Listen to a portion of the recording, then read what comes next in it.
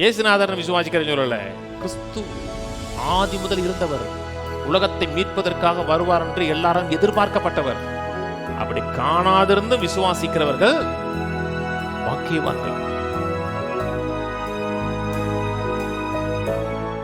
யோவான் 20 யோவான் 20 இயேசு உயிர்த்தெழுந்த உடனே மதகலேனா மரியா போகிறாங்க, கல் திறக்கப்பட்டிருக்கு. அப்புறம் இயேசுவை தோட்டக்காரராக நினச்சி பேசுகிறாங்க. பேசின உடனே பேர் சொல்லி கூப்பிட்றாரு. அப்புறம் இவர் ரபி அப்படிங்கிற. அதுக்கப்புறம் இயேசு உயிர்த்தெழுந்தார் என்று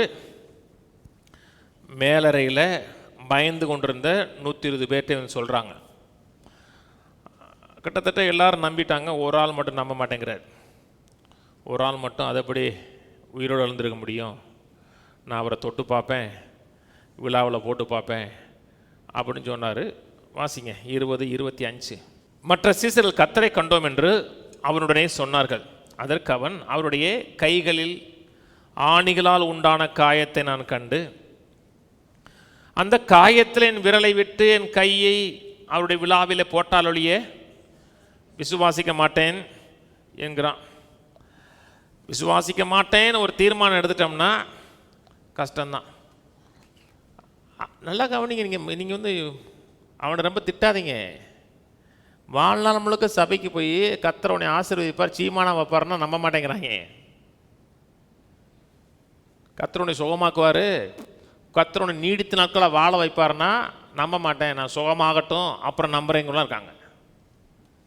முதல்ல சுகமாக்கிறேன் அப்புறம் நம்புறேங்கிறாங்க. விசுவாசம் ரொம்ப முக்கியங்க. விசுவாசம் தான் காணப்படாத மண்டலத்தை காண்கிற மண்டலத்துக்கு கொண்டு வரதே விசுவாசம் தான். எதை நம்புகிறோமோ, நம்புகிற காரியத்துடைய ஃபவுண்டேஷன், அஸ்திபாரம் விசுவாசம். நம்ப மாட்டேங்கிறான், வார்த்தையை நம்ப மாட்டேங்கிறான். வேதம் சொல்லுது, உங்களுடைய பரிசுத்தர் அழிவை காண ஒட்டிருங்கிற நம்ப மாட்டேங்கான். இவர் சுவாயில் சொன்னார் 3 நாள் உயிரோடு எழுந்திருப்பேன்னாரு, அதை நம்ப மாட்டேங்கிறான். கிறிஸ்தவனாவே சூப்பர் நேச்சுரல், கிறிஸ்தவமே சூப்பர் நேச்சுரல். எங்கே ஏசி முதல்ல பிறந்தது கண்ணின் வயிற்றில் பிறந்தார், சூப்பர் நேச்சுரல். மரித்தார், உலகத்தின் அத்தனை பாவத்தை சுமந்து மரித்தார். 3ஆவது நாளில் பாவமற்றோட உயிரோடு எழுந்தார், அத்தனை சூப்பர் நேச்சுரல். கீழே வாசிப்போம். மறுபடியும் 8 நாளைக்கு பின்பு சீசர்கள் வீட்டுக்குள்ளே இருந்தார்கள். தோமாவும் அவருடனே கூட இருந்தான். கதவுகள் பூட்டப்பட்டிருந்தது. அப்பொழுது இயேசு வந்து நடுவே நின்று, உங்களுக்கு சமாதானம். அதனால தான் ஒவ்வொரு வாரம் வர்றது முக்கியம். வாரம் தோமா வரல, விசுவாசிக்கலை, அடுத்த வாரமும் வரலன்னா கஷ்டம் பாருங்க. வாரம் வரல, அவன் சந்தேகப்படுறான்.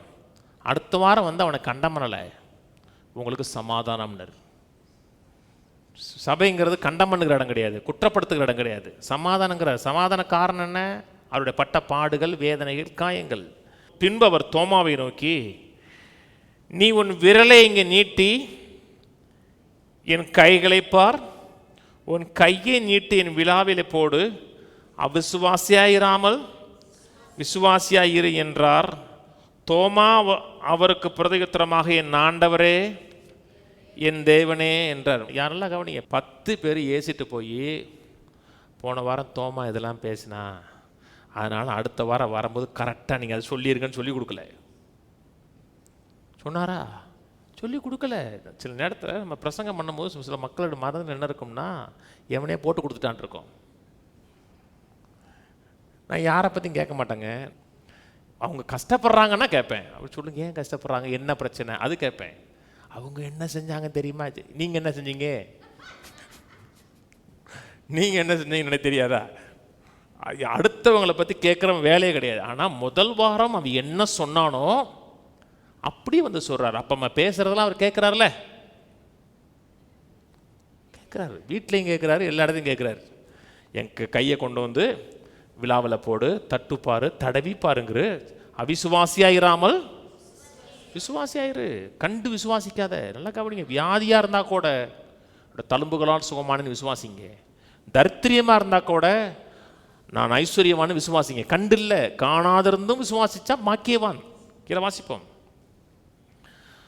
தோமா அவருக்கு பிரதியுத்தரமாக, என் ஆண்டவரே என் தேவனே என்றான். அதற்கு இயேசு, தோமாவே, நீ தேவதூசணம் சொல்லுகிறாய் சொன்னாரா?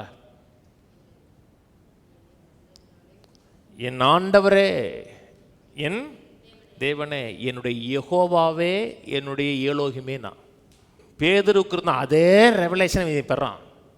நீ ஜீவனுள்ள தேவனுடைய குமாரனாகிய கிறிஸ்து, யெகோவா தேவன் ரட்சகர்னு சொல்கிறான். உலகத்தை உருவாக்கினவங்கிறான். என் ஆண்டவர் என்ன யெகோவா, என் தேவன் என்ன என்னுடைய ஏலோகியமேங்கிறான். அதற்கு இயேசு, தோமாவே, நீ என்னை கண்டதினால் விசுவாசிக்கிறாய், காணாதிருந்து விசுவாசிக்கிறவர்கள் பாக்கியவன். கண்டதனால் விசுவாசிக்கிற, காணாதிருந்து எதை விசுவாசிக்கிறவர்கள்? அவர் கிறிஸ்து என்று விசுவாசிக்கிறவர்கள். இயேசுநாதர் விசுவாசிக்கிற சொல்லல, கிறிஸ்து ஆதி முதல் இருந்தவர், உலகத்தை மீட்பதற்காக வருவார் என்று எல்லாரும் எதிர்பார்க்கப்பட்டவர். அப்படி காணாதிருந்து விசுவாசிக்கிறவர்கள் பாக்கியவான்கள். அவர் தீர்க்கதரிசி விசுவாசி சொல்லலங்க. கீழே இந்த புத்தகத்தில் எழுதிராத வேறு அநேக அற்புதங்களையும் இயேசு தமது சீசருக்கு முன்பாக செய்தார். இயேசு தேவனுடைய குமாரனாகிய கிறிஸ்து என்று நீங்கள் விசுவாசிக்கும்படியாகவும் விசுவாசித்தருடைய நாமத்தினால நித்திய ஜீவனை அடையும்படியாகவும் இவைகள் எழுதப்பட்டிருக்கு. எதுக்கு எழுதப்பட்டிருக்கிறது? இயேசு பூமிக்கு வந்தவர். இயேசு வெறும் மனுஷன் இல்லை. இயேசுனா மனுஷனா வந்தவர்.